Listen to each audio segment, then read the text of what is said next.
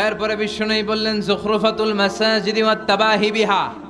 সুনানে আবু দাউদের বর্ণনা, বিশ্বনবী বললেন কিয়ামতের আগ দিয়ে এলাকার মধ্যে মসজিদ নিয়ে বাড়াবাড়ি শুরু হবে।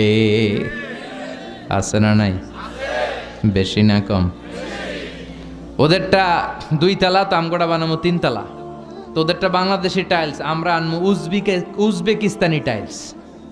আছে না নাই? এই যে ঝগড়া, প্রতিযোগিতা। কিন্তু ওদের মসজিদে মুসল্লি বেশি, আমরাও এলাকার সবার মধ্যে নামাজের দাওয়াতি কাজ করে আমরাও মুসল্লি বাড়াবো, এই চিন্তা কিন্তু নাই। খালি মসজিদ নিয়ে বাড়াবাড়ি। লক্ষ্মীপুরে এগুলা কম, মসজিদ নিয়ে বাড়াবাড়ি। বিশ্বনবীর মসজিদের টাইলস ছিল না, ছিল এয়ার কন্ডিশন ছিল না, ছিল এমনকি ফ্যানও ছিল না, ছিল বুখারীর বর্ণনা, কানা সাকফুল মসজিদি জারিদুন নাখল।